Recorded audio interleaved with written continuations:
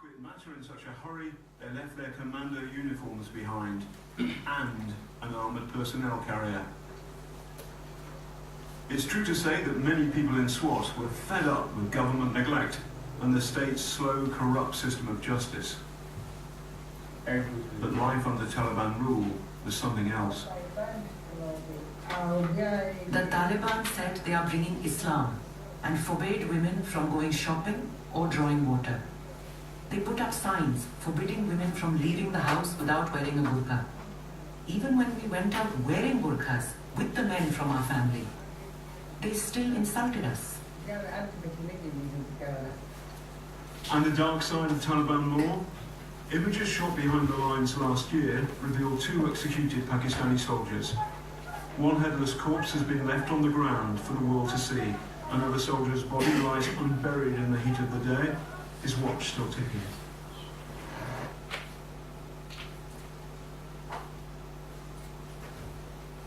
Wow. So, anyway, I thought I'd put up some of Asad Qureshi's work.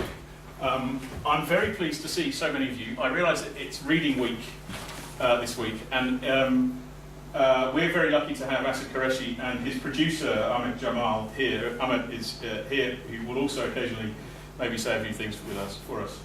Welcome to our little version of the Frontline Club. I don't know whether you're aware of the Frontline Club, but it's a club in Paddington, in London, specialising in journalism, independent journalism on difficult subjects, usually in difficult terrains, difficult places and locations. I'm very pleased that I managed to persuade Asad to come and talk again. What I haven't explained to him is the fact that you lot are here on a reading week says that you are committed. There's no lectures beforehand, or if there were, there's not many lectures beforehand. So you're all sufficiently committed to actually come and listen to Asad talk. And I have the happy task of taking on the role of Michael Parkinson. And you'll be able to quickly figure out, some of you won't know who Michael Parkinson is, I know. Look him up on YouTube, and you'll be able to quickly gauge how poor my, welcome, come in. You'll quickly be able to gauge how poor my impression of Michael Parkinson is, as I try to work it, as we work our way through this interview. Right? So, this time last year, or thereabouts, this time last year, I chatted to Asad for an hour and a half on the telephone about his experiences as a documentary filmmaker and the experiences he had as someone who's been victim of kidnapped for ransom. I then organised a panel on the media in Afghanistan and in Pakistan, and Asad was very generous to come and talk on that panel. But it wasn't particularly well set up to actually talk about his experiences. And the story that I had from Asad on that phone call for an hour and a half was so good, I wanted to see whether I could reproduce it in conversation here with you guys, right? So this time I'm going to do it again, but you're all here to witness, right? I'm going to ask, we're going to have a chat in a minute, but there's a couple of things. Asad is, Asad and Ahmed are, have been nominated for Emmy Awards for their work, okay. See, I've already failed as Michael Parkinson routine. Ahmed's been nominated for Emmy Awards. They come as a pair, and what I wanted to do was make sure that you understood that these guys are esteemed, good documentary filmmakers in their own right. And some of you may well have some questions around filmmaking, working in difficult environments, that kind of stuff. And I think that's great, and I want to encourage those to come through, and I hopefully we'll have that kind of discussion anyway. But also, you know, Asad was kidnapped, and this is a kind of difficult, this is a difficult experience, and I hope that you bear that in mind, because I'm going to ask you, if you want to ask questions, please, it's important, you know, I want to give you the opportunity to do it, but please bear in mind, you know, it's not necessarily the easiest of experiences. Asad was very generous when we started and said that he'll be happy to talk about absolutely anything. Okay, please don't take advantage of that too much. Okay, so Asad, welcome. Thank you very much for coming. I wanted to start by asking you about your experience as a documentary filmmaker and how you got into filmmaking in particular. I fell into documentary filmmaking. In fact, my first love is drama, feature films.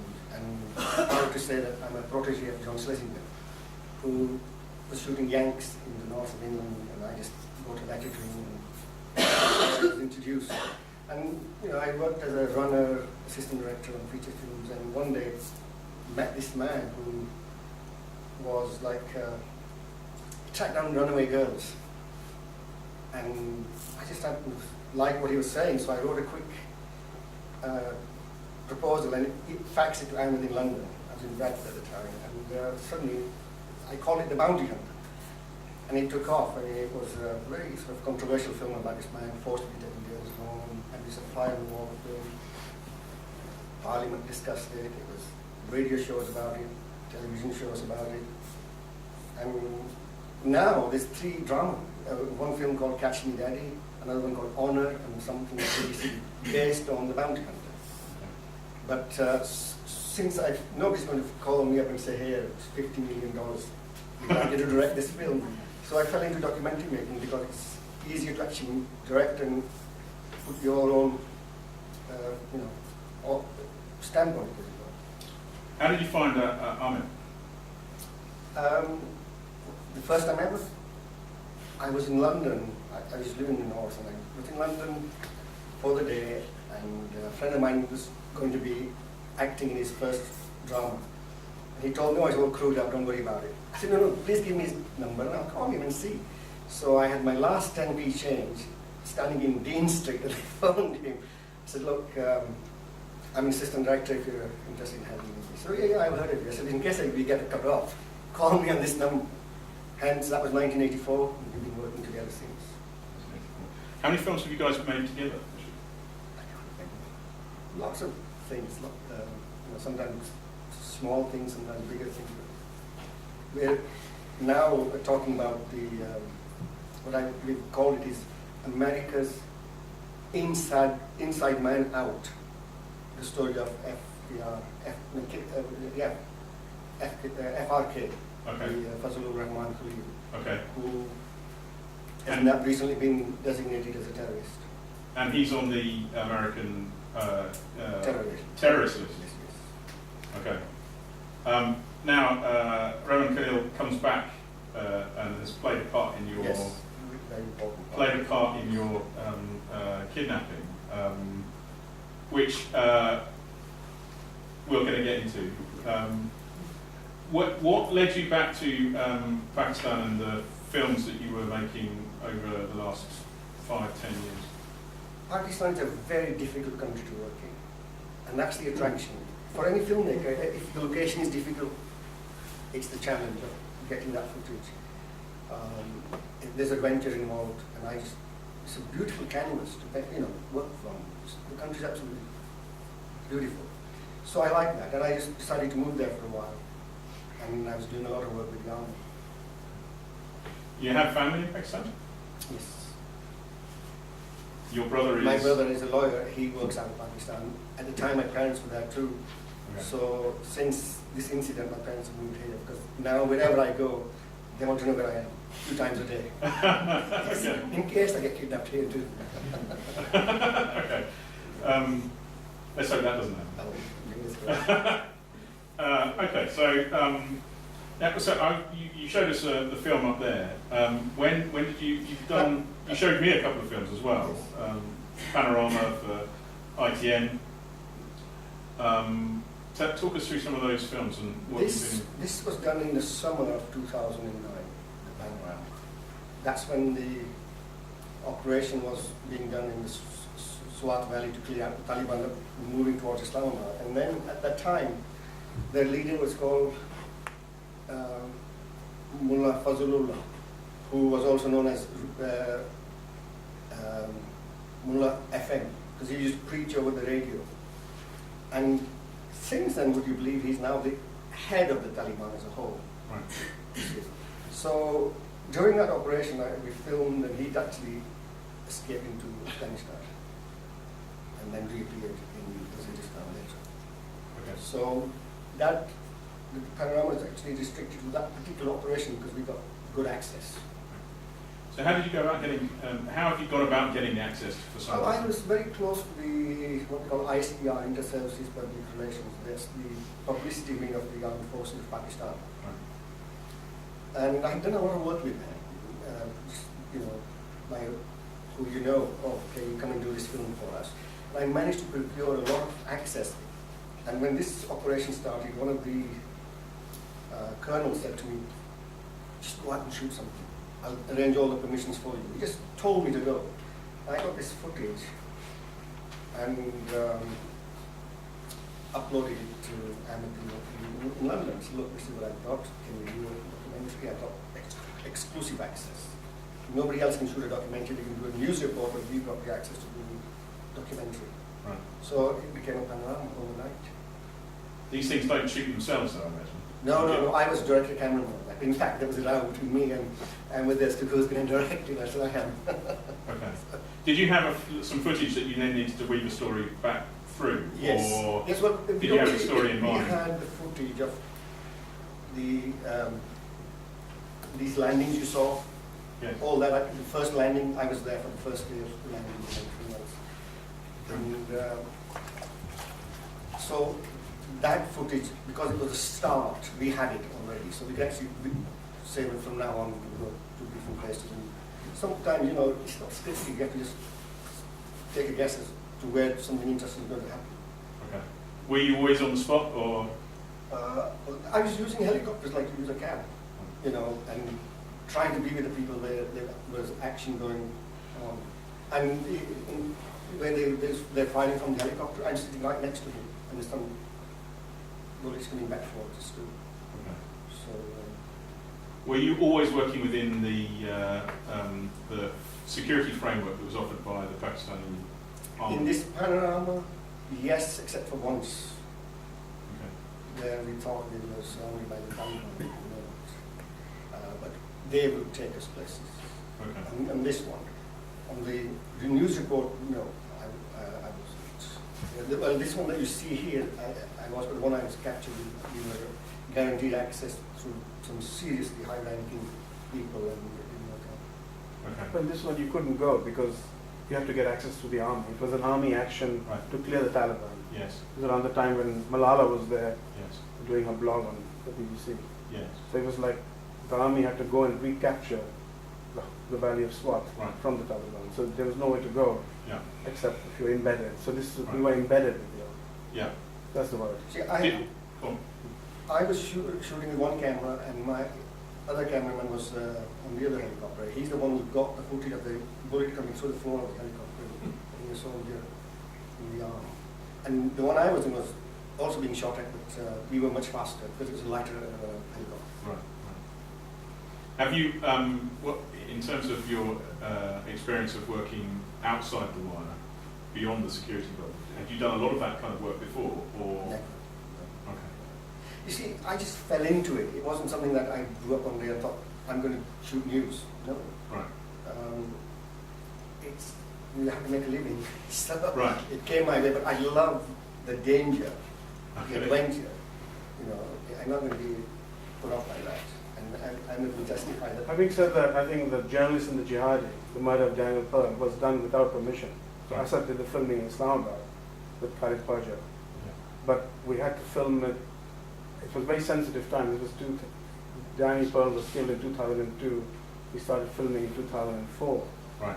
And nobody wanted to touch that subject, but he was the first Western journalist who was beheaded. Yes. And it was so awful for Pakistan Yes. that people were so scared of the intelligence services. So that one was outside the wire. So we filmed, but they were based because I'm quite experienced in having worked in the Middle East, in Turkey, Iraq, and that's. So we were careful to work with the right people. But the spot where Daniel Pearl was picked up, we were Yeah. filming his abduction, so we had a double, he was bundled off into a car and go. And I did several takes of that. And all of a sudden we're surrounded by these people. What you doing, what you doing? They were ISI people. And obviously they're going to take the camera and take us. And suddenly my assistant director came in. Okay guys, we've got to move to this next location now, hurry up, move. And thankfully everybody reacted and we got out of there fast. And I said to them, it's my graduation film, look at my age. And they bought it and we ran. But even in the Battle of Swat Valley, we were filming up. He was filming up in a mosque. Yes. In the minaret. Yes. And the whole residential area was ISI. ISIS. They used to live there. So by the time these guys came down, we were surrounded by ISI men saying, "What are you doing?" In that respect, was it how important in terms of operating in Pakistan was it to have the support of ISI? Well, very Or in some places, but I mean, like there, they took the film out. There was nothing, but I think they take tape or erase it. But you don't want to work with them; they're real bastards, you know. I mean, but for this particular film, because we were embedded with the army, yeah. and this little section was in Islamabad, but we got in trouble with the ISI, and we had to ring up our guys and say, look. They said they want nothing to do with it. They abandoned us. The ISI people. Yeah. So we don't want to know. So we gave our ID cards and they took the notes, they took the tape. No, they made us erase the tape. Yeah. Was there? They said because all these houses are, because don't forget at that time, Pakistan was under siege from the Taliban bombings in the cities of Karachi, Lahore mostly, Rawalpindi and Islamabad. Yeah. And they were afraid that perhaps they'd get targeted. I just want to make sure that everyone knows what the ISI is. Yeah, I know. Just checking, understanding. Okay, good. So on the one hand, they're the providers of stories, and on the other, they want to make sure that the stories come out in the way that they want them to come out. No, not the ISI. Sorry, I just ISPR is the Inter-Services Public Relations. Yes. The ISI Yes. is The Security Intelligence Services. yeah. So that's separate. Right. ISPR is just for all the service for the army and aid. So they're Right. a public relations spokesperson for the armed forces of Pakistan. Yes. The ISI is different. They're like myself. Yes. Yes. So, Okay. So we don't like dealing with them. Either way. But in the fateful trip, you ended up working with two colonels, or being escorted by two colonels from the ISI. No. It was Colonel Imam and Rustam. No, Rustam was right. Well, at his little I was just there to carry the Khalid Khwaja, he was a former ISI operative and he was a squadron leader Okay. in the Air Force, retired. And but both of these people had connections with the Taliban, Right. big way. Colonel Imam helped train the Mujahideen to fight the Soviets. Khalid Khwaja was sympathized. In fact, his son had joined Al Qaeda, and he was standing up for human rights and everything else.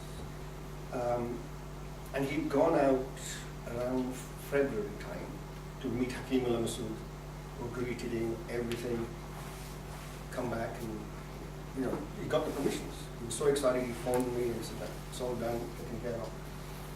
And so when we went back, the person he was supposed to connect with never answered the phone, and that's when we were betrayed. Okay. So that was in 2010. Yes, March of 2010. And what we've been talking about is describing some of the filmmaking that you've been doing leading up to that. Yes. One of the films we haven't shown was your previous documentary in South Waziristan. Yes. And in February 2010, you started a series of, and you started on the beginning of a documentary in North Waziristan, Correct. right? It was titled Travel Through Khalid. Okay. He would take us through Khalid Khwaja, he would take us. He was, for any journalist who was going to Pakistan, he was the first port of call. Okay. Because Why? he knew everything that was going on. He was a fixer or a... He just knew what was going on. He had links with this Islamic extremists and all that because he's supposed to rumored to have been have known Osama bin Laden. Okay. So he was an ISI operative, Right. pretty nasty piece of work, I think. But that's my personal opinion. But the thing is, they, well,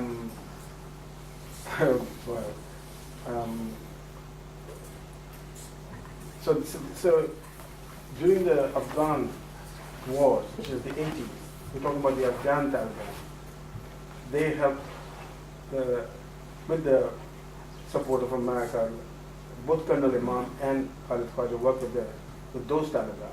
Right. So there's a difference. So if you see the Battle of Swat Valley, when Asad said Fazlullah became head of the Taliban, he became the head of the Pakistani Taliban. Right. So Colonel Imam trained the Mujahideen, and he was also a Green Beret.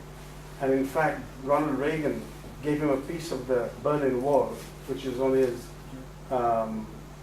mantelpiece, saying, "To the man who struck the first blow." And they were very close to the Haqqani network, Right. Salahuddin Haqqani and these people. Yes. We were promised an interview with the Haqqani network, which would have been a big scoop. So that's why we took the risk to Right. go in.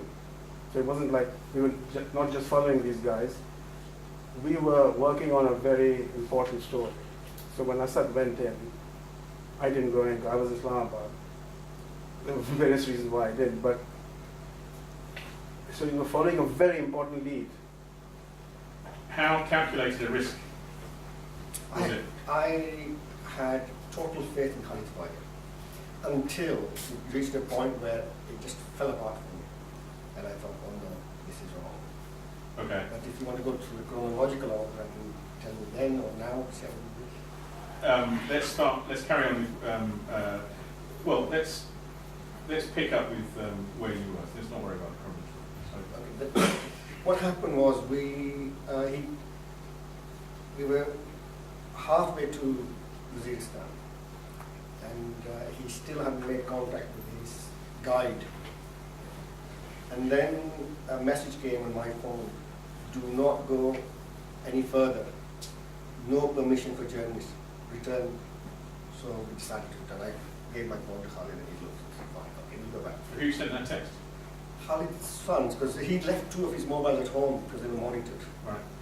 So he forwarded that message to me. Okay. And so we returned, and there's a fork in the road. Islamabad this way, Kohat to the left. And he said, "We're going back." I said, "No, I made a phone call. I'm not going. I've decided that 6 is over." And Colonel Imam said, "We've been exposed. We mustn't go." But Khalid Khwaja said, "It's now or never." And now he and I had a few rows and fallen out in the past. Okay. And then he complained to my brother, so I said, "All right, 4 days, I'll put up with it. And I'll just grin and bear it." Okay? Did you know that that would be a fateful decision? No, not at all. Did you? Once I changed my mind, I just didn't want to go. Okay. But because he said, he could fix things. He these cards we have with the numbers that people can scratch and load their telephones. Yeah. He'd call prisoners who had phones and say, "Look, this is the number, just top up your phone." So he'd know if there was a riot about to happen in a prison. He'd be the first to know. Okay. He knew. Anybody who wanted to film in Pakistan, I met Robert Fisk at his house. Right. They'd all make a beeline for him. Daniel Pearl went to him. He was the first to know of Daniel Pearl's arrival, abduction, and killing. Fork in the road, literally. So we went left instead of right. Stayed the night at a politician's house, and the next morning back towards Waziristan. Okay. And still calling people. So you're expecting, hopefully, to have a meeting that will allow you to gather up some insights about the Haqqani network. Ultimately, Yes. that's the carrot that entices you out. But we're supposed to go to Miran Shah. They said, "Don't go on the road, go through the wilderness to avoid the army checkpoints where you've got cameras and stuff like that." So we did that, and the guy that had come along was a young guy who, he said he's going to guide us. What he did was, he got off the minibus, which was going in a different direction. He hired a car locally, put us all in, took 7 or 8 people into one car. And I had a feeling some of you were watching us, but the feeling isn't strong enough. There was a lot of these messages. So we carried on, and I said, let's stop, and I'll film you guys in an interview. And then they got out of the car.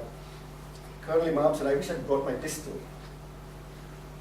What's she saying? And Khalid Khwaja said,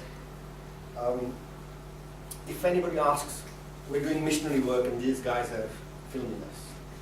And that didn't sound right to me. But now I'm in the middle of nowhere. I am not in Pakistan's jurisdiction, where, you know, in the most dangerous part of the world, probably. And so I start interviewing, and he's talking about quoting Madeleine Albright, who said, Karzai was just a mayor of Kabul, nothing more. Yeah. And suddenly, gunfire, and the driver just stops the car. And the man who hired us the car was sitting in the back, he ran and they shot him. Okay.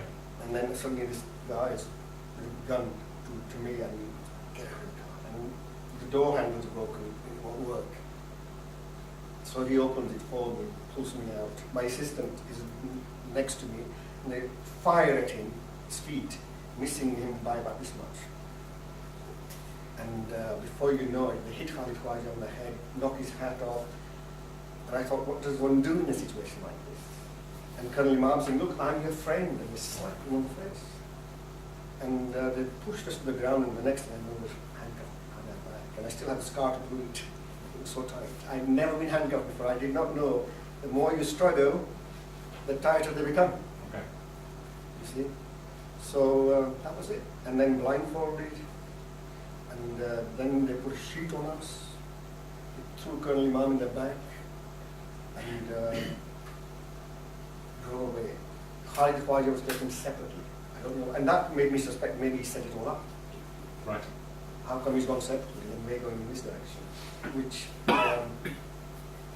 the first time I went to Waziristan, my friend who gave me my first paid job in the industry, was a producer now, he said, never go there again.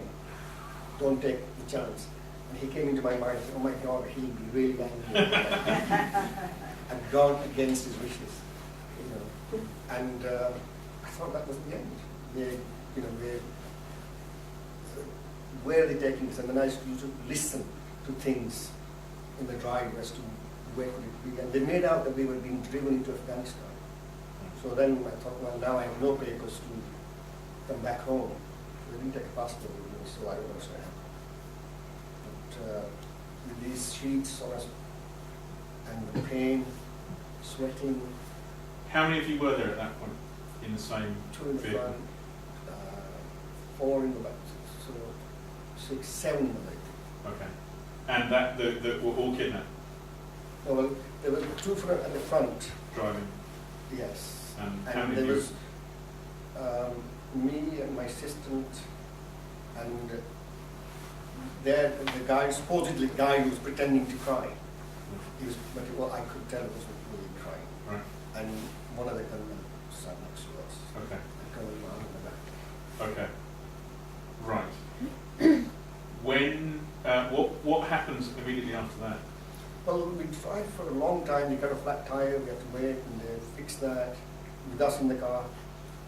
And I was so thirsty. I cannot tell you how much.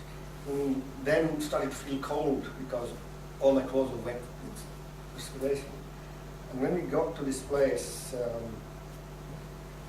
they offered us this food, and I said, "Well, don't you have anything else? I don't eat this stuff." And in the end, they gave me a biscuit and a carton of milk. And I'm an OCD guy. I will not touch certain things.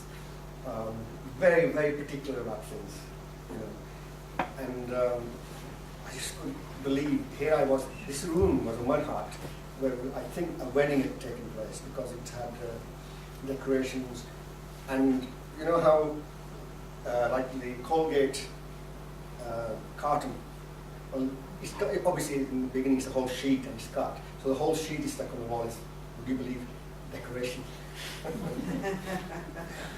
And here we are, and then when I saw that after, before that, all blindfolded and joking with us, so you come from India, Manmohan Singh has given you money to terrorize us here. And we all said, no, that's not true. And then they started to empty our pockets, watch all what we had. And what was your story to them? look at they're filming, doing a news report. And they were saying, no, you're spies, you're terrorists, you're this, you're that. And I remember saying, can I keep my chapstick? But those things actually become very important, little things when you've got nothing with you. And now I'm hungry, I'm cold, and I'm in a place where there's those lizards. And I'm terrified of these creepy-crawly things. Absolutely terrified. Okay. And I don't, then they handcuffed me to the bed, and then at one point what they did was, Very come to you. yes, and they said, I said, okay, to God, I'm coming. That's pretty frightening. Because you don't know what they're going to do. Yeah. And they kill other people later on anyway, so I wouldn't ever doubt them if they would have done to them. How was it a particularly violent opening couple of days or hours, or were you left alone to contemplate your... I was left alone for a while. I said to them, can you please call my family and tell my family where I am? My mother's over here. And they said, don't we have mothers? So, but you've got the gun, I haven't. You can't reason with them because they beat the hell out of you, literally. And you can't do this because that aggravates them more. I've had what they call a V-belt from a truck, which has got Kevlar in and everything else. Been flogged with that, and it leaves a line of blood as it strikes you. It's very painful. They broke a stick on my back as well. So they enjoy it. They actually enjoy it. But if they beat one person, they want to beat all of them. That's those. Did that go on for long, or did it stop at some point? It did. I mean, initially it was, everybody got beaten. And then because of my clean habits, I was a bit singled out more. Because I felt that there should always be some decorum. No matter what there is, there should be. And this was a fight I used to have with Colonel Imam, because what he would do is, they use so much oil in their cooking that and what he'd do is keep doing this, putting the oil back in the plate, because he had it from the same plate. And I said, don't do that. And then he'd take a sip of water after eating and squish it in his mouth. And I said, oh, please don't do this. And he said, I can do what I want. You can't stop me. I said, I know, I can't stop you, but I'm asking you, don't do this. You're getting on my nerves. So, but you couldn't talk loud because they'd come and say, what's going on? Do you know what was going on outside of your... I had no idea. Because this guy thought I was with eyesight. I thought they're going to check me out. Okay. Because a lot of stray people wandering, terrorists, etc., and they keep it clean. But they never told me who they were. Okay. I assumed. But then one of them said, oh, we're here because of you guys, because we were supposed to go home on vacation. And I could hear the helicopters. Okay. I thought, if we're in Afghanistan, why am I? No helicopters going to fly from Afghanistan to Islamabad. What's going on? So, but they made me believe that we'd go back together on the helicopter. Right. So I thought that continuously until my third interrogation, when there was one question that gave them away. And I told them that I'm making this film called Diffusing Human Bombs, which is about the rehabilitation of suicide bombers who aborted their mission, and the foot soldiers for the Taliban, etc. And said, would these kids have a relapse and tie bombs around themselves, like the Pakistani soldiers did in 1971? That's when I realized they made a mistake, because I was 65. And nobody could forget that. It's like saying, oh, Second World War was like 1932. Of course not. See? So I realized I'm blindfolded, I'm chained, shackled, everything. And who am I sitting in front of? I thought, my God, I can't even see them. and I'm in the wrong place. But I didn't tell them, correct them. I thought, well, just act ignorant, you know. Right. But I then realized that I'm now not in friendly hands at all. Okay. And then some days later they came in and said, right, you know, you've been given a death sentence. Our elders have sent you a spy and we will give you a death sentence. And then they said, we'll take $10 million. And that just thought, nobody's going to give me that. How did you have a sense of time during this period? I kept a diary Okay. until they, kept a diary for a while, and then I left it for a while, so I'd forgotten what day it was.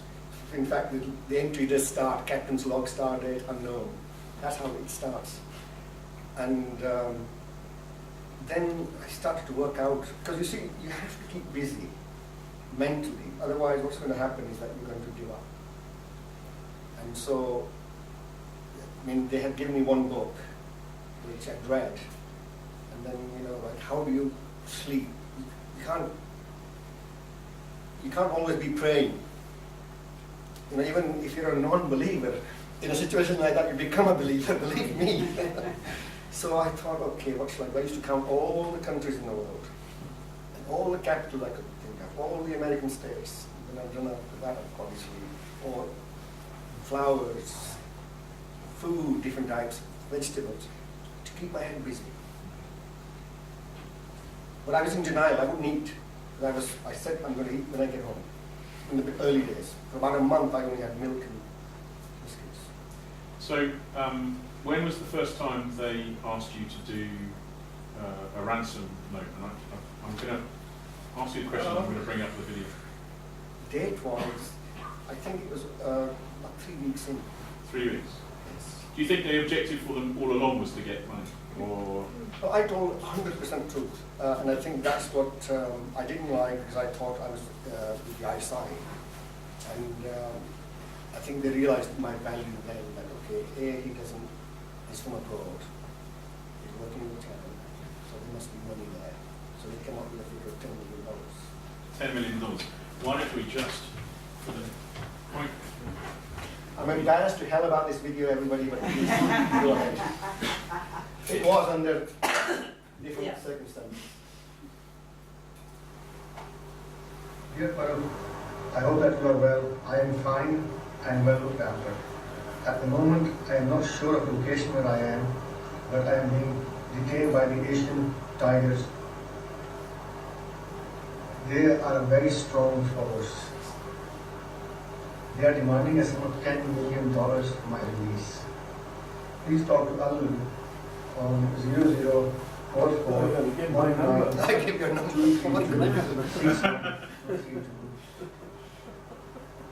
And tell him to speak to his people at ITN Channel 4 about my predicament. I am very sorry to have put everyone through so much tension. Do assure everyone not to worry about me. If there is anything that you can do, I would be most grateful. At first they gave me 10 days, but nothing has happened. Now I have asked for an extension of 15 days. The government of Pakistan is not doing anything. Government of Pakistan is not doing it. But these are not my words. They actually tell you, and as you can see, I'm writing them down. And they want to memorize it, but in that stress, I couldn't memorize it.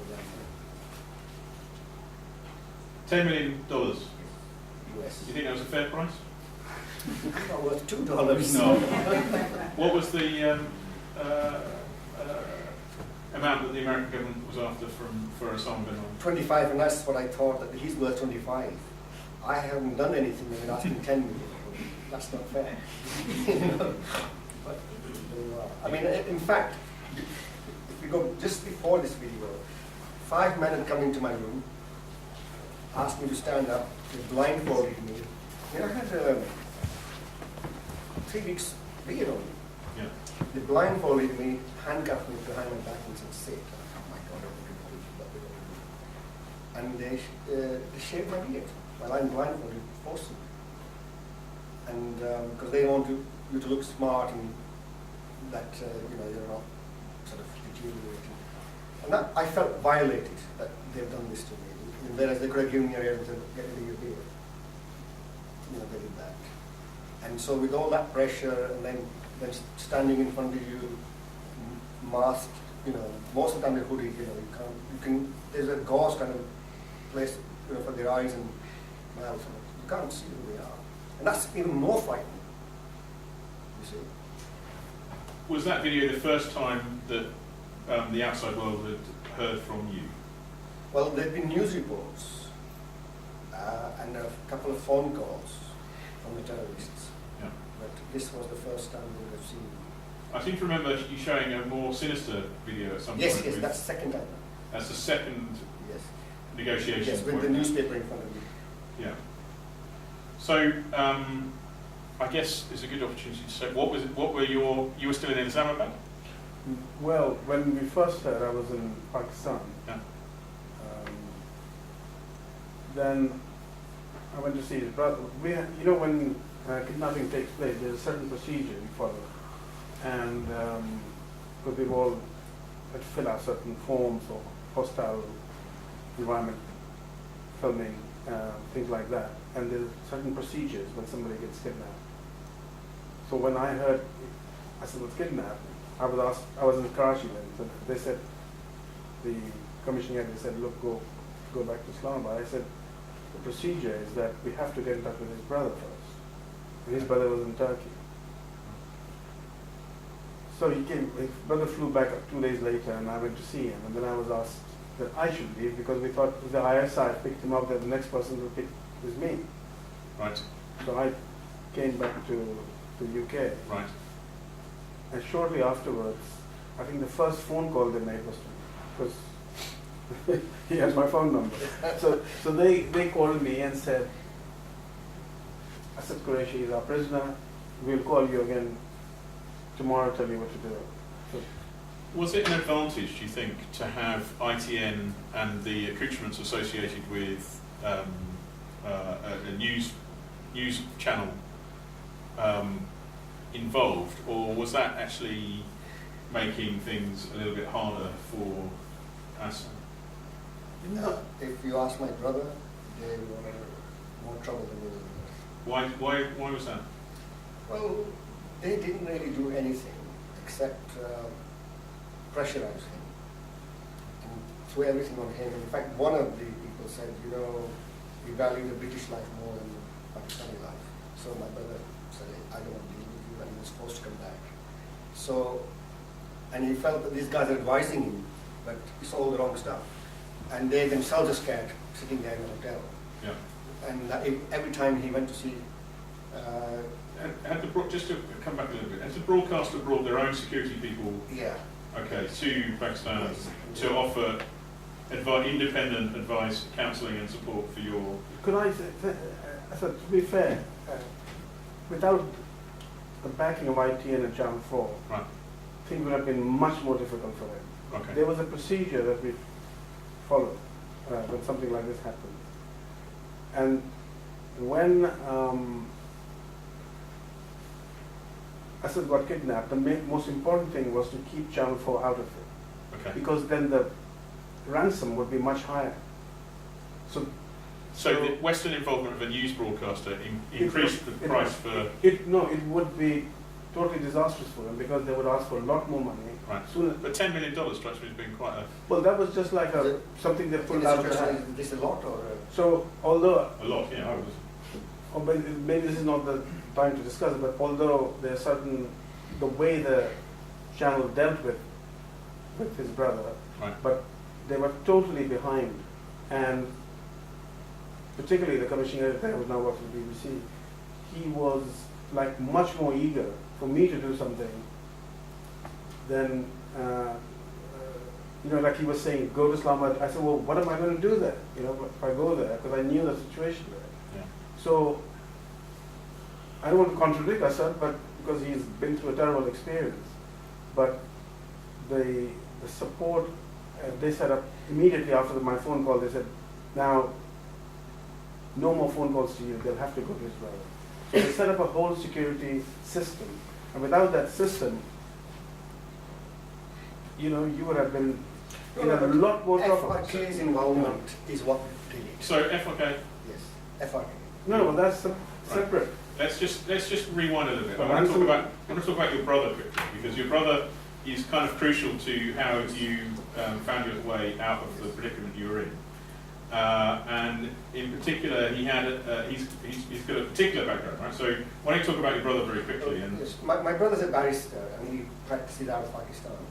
And what happened was that he's a very benevolent kind of guy. If anybody wants something, he'll always be there for it. And this chap turned up at his office. I need 200,000 rupees. It's an emergency. He wrote him a check. Off he went. But a year later, I'm kidnapped, and this man doesn't know how I'm related.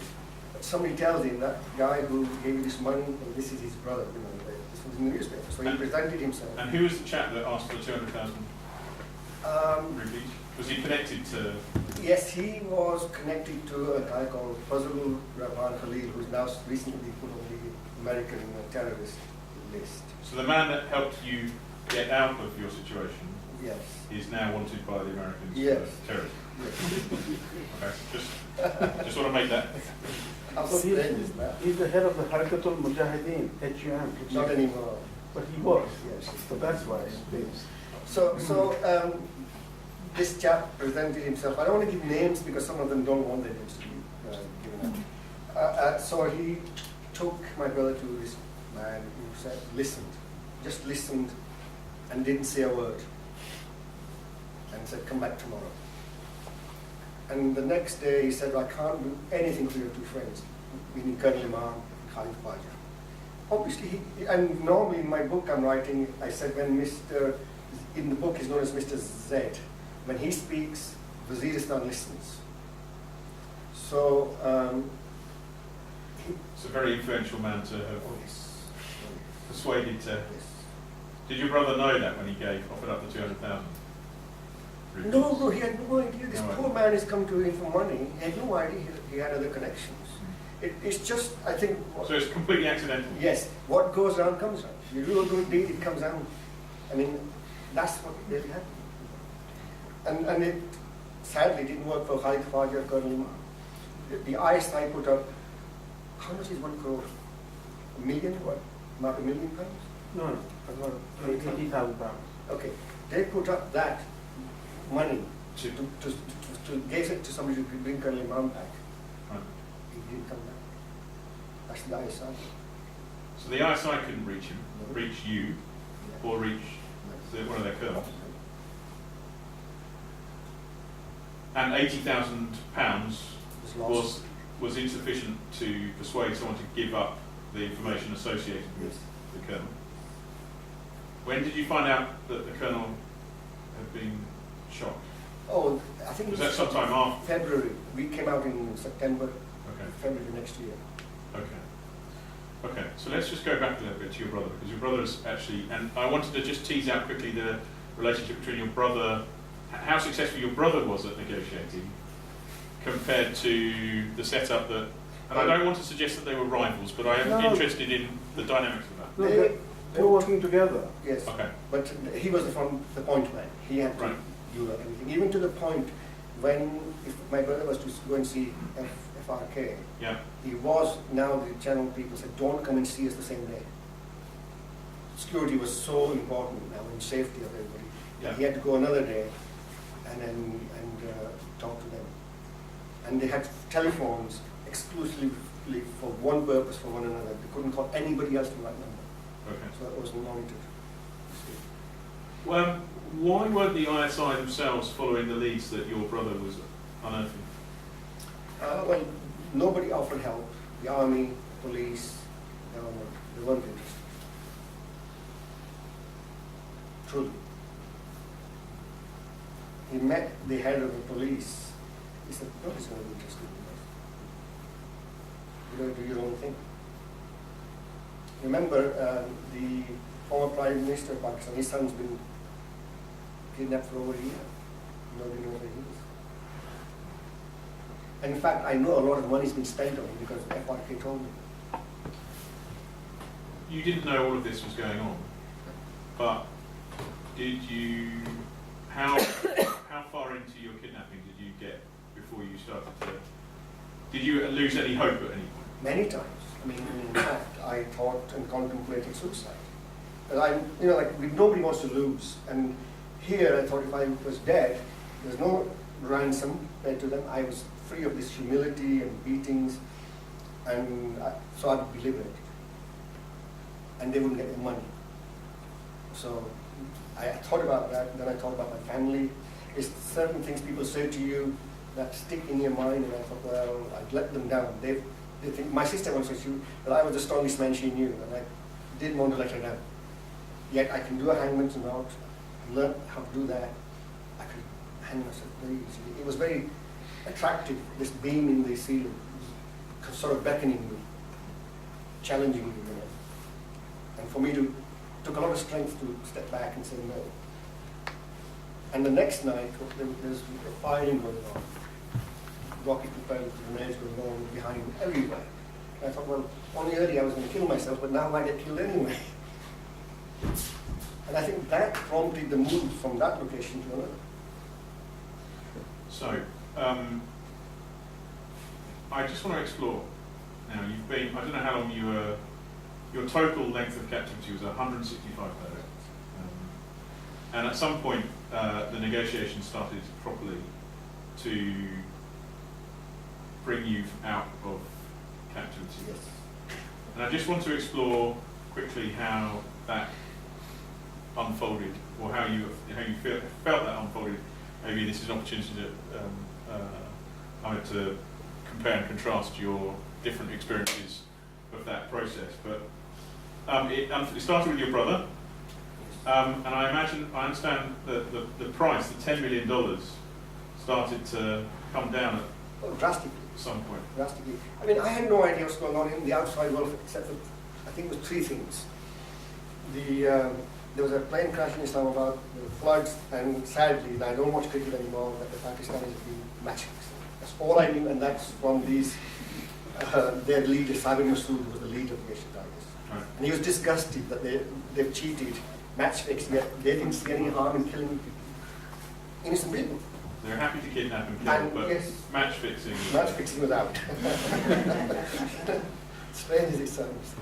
So that's all I knew of the outside world. And except for a letter that was sent to me by my brother saying that we're trying to get you out as soon as we can. And with a photograph of my father, which I signed, which would be sent back to him to prove that it's my signature to me. And there was then proof of life question, which I got wrong. Yeah.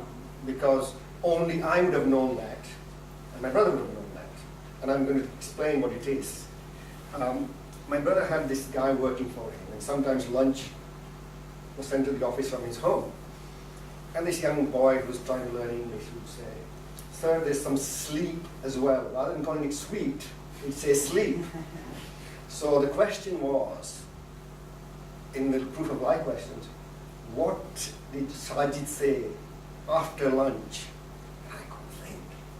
Because really, it was during, you see, not after. So I thought, I don't know what he said. And I got it wrong, you see. And that put doubt in him, because I would be the only person, because we always joke about it, there's some sleep, you see. Right. So, you know, and when I compared my situation to the film Proof of Life, I went through hell compared to that. Right. Absolute hell. And they put a scorpion in my bag, and I can't stand these things. A cockroach went over my face once, crickets, I was bitten by bees and that, you know, it was just mosquitoes. Hell for me. Though I was more afraid of these things than the gun. I really was. Your brother was having a tough time though Yes. with negotiating your Very, release. Yes. He, you know, like sometimes signals are poor. So they promised, you know, like they tell him they're going to call you at such and such day at this time. So he'd wait, and the signal wasn't good. So then they'd call him back, real angry. Why didn't you take notice? We're going to kill your brother tomorrow. And one day he said, you know what? Kill him. And he turned his phone off. And I was... You found that out after? Yes, but I connected at the time it happened. because this is in the middle of the fasting month, and we're sitting in what would be like an oven, because what they've done is they've nailed sheets of metal in the windows. So when it's hot, it's really hot, and there's a film of perspiration over your body all day long. And so after a long day, I mean, Colonel Imam used to ask the time, all the time he's asking the time. I said, why are you asking the time? What, are you going somewhere? I said, if they tell you it's 10 o'clock in the morning, I've got to wait till 10 o'clock at night to go to sleep. What am I going to do with these 12 hours? You see? So I should tell them, stop, don't tell him time, please. He mustn't be told the time. And they hated him. In fact, the leader said he'll never be released. So, did he tell you all of that? Tell you all? Did he put that in front of all of you, or did he? Colonel Imam is hard of hearing. He said a Scud missile went off from this side, this event, and then one on this side. So he was hard of hearing. Okay. He didn't hear it. I heard it, but I never told him because he'd lose hope. But they treated him really bad. For an older person, the youngsters used to slap him around, he broke his spectacles, so I gave him mine. He said, when we get out, I'll buy you a new one. I said, sorry, don't worry about it. And because I had a spare set. Whenever you're filming, you always have a spare. So I had a spare. But, like once my brother had slammed the phone on them, they took me into the next room. All they do is, my room is next door to them. They take me, blindfold, take me outside, turn me around a few times. So I just look at my bearings. And then next door, I thought, oh, I'm not that far away from him. And these guys put a gun to my head. It says, your brother is like a snake. He's sitting in front of all this money, and we want it. And they took this gun out, and I'm literally jelly, shivering, because, it's time's up. This time he means it, And they showed me then, because before there was talk of Khalid Khwaja being dead, but we didn't know. But he showed me a photograph of him in the newspaper, lying on the floor, blood everywhere. Just to be clear, Khalid was your... Yeah, you're next. Yeah. And I said, well, allow me to make a phone call from him and see what happens. And so they said, okay.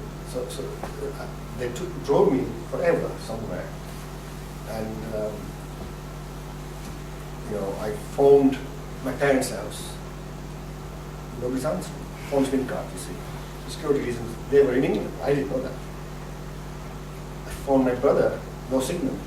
Again. I phoned my sister in England. And my niece doesn't understand, they can't believe it's me on the phone. She gave it to her mother. She said, is it really you?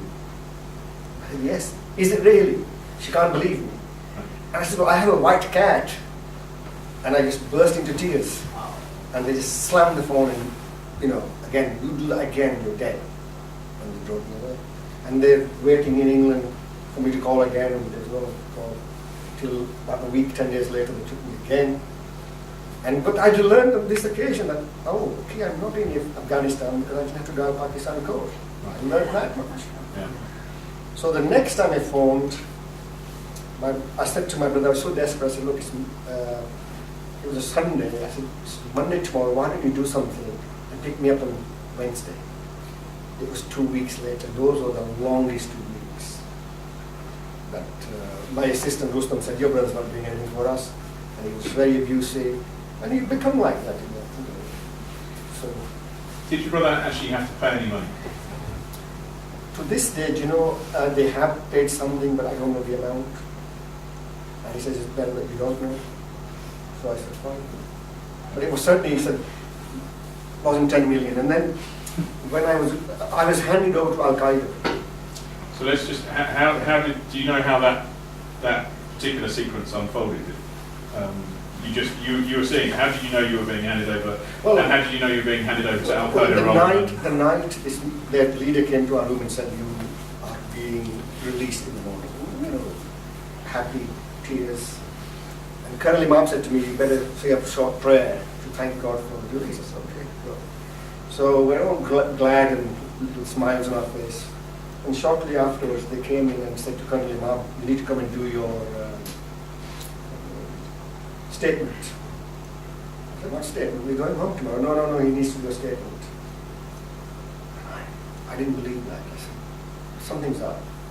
And they took him away. And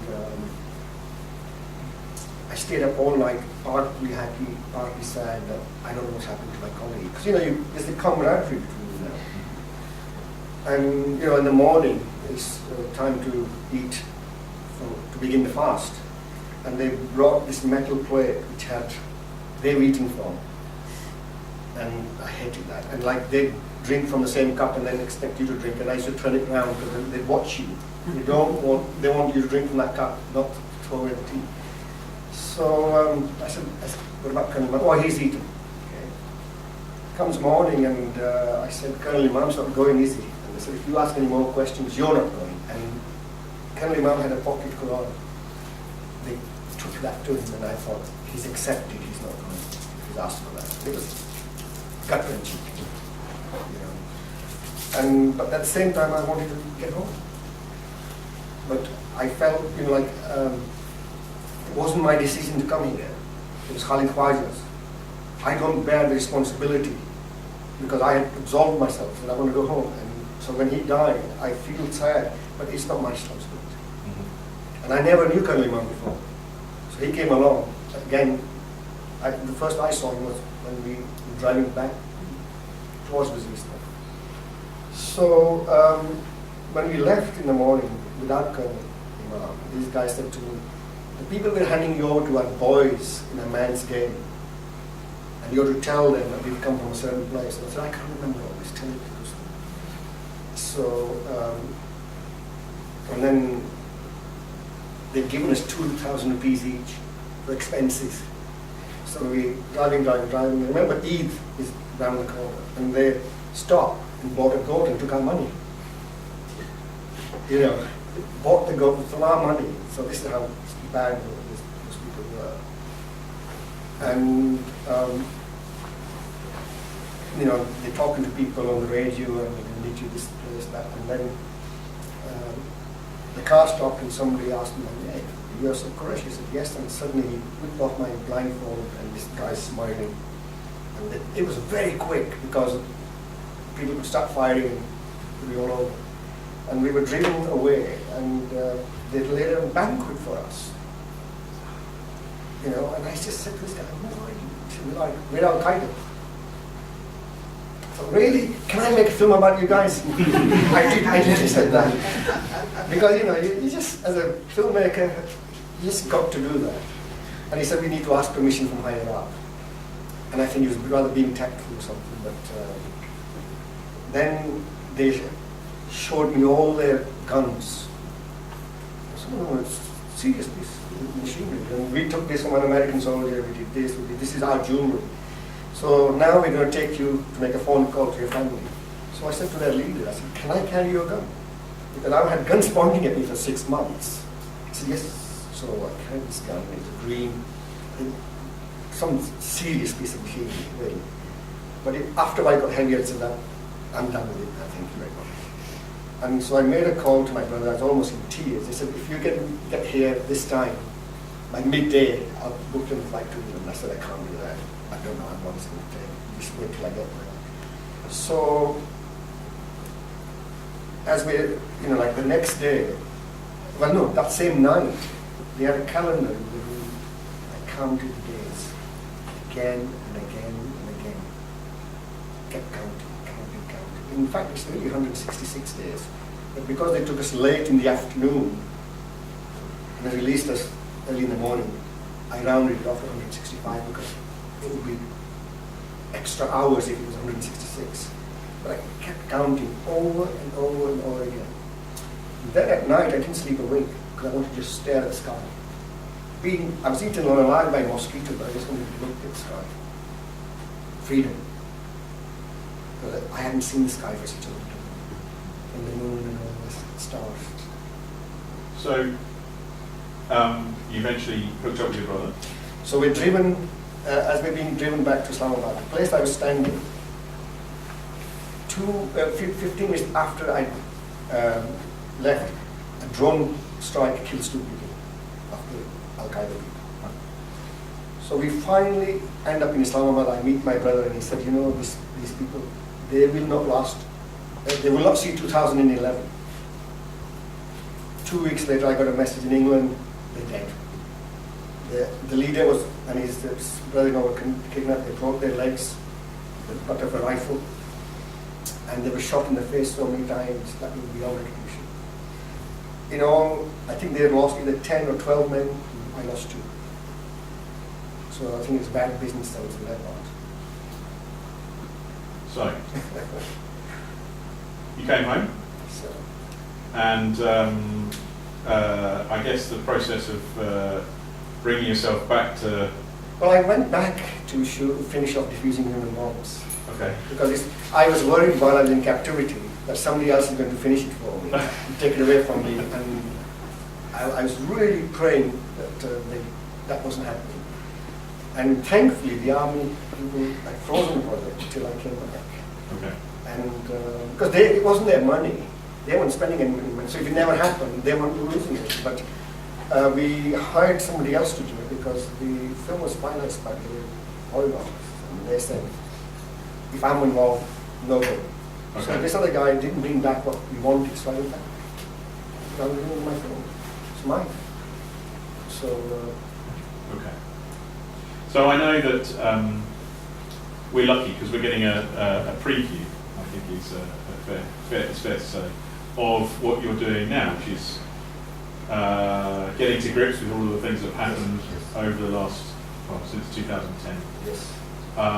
in the form of a book, and which is going to be called 165 Days, and will come out, I hope, next year. Fingers crossed. I'm 70% of the way through. Good. Well, it was important that we also had an opportunity to plug the book, right? So, thank you, Asad. We have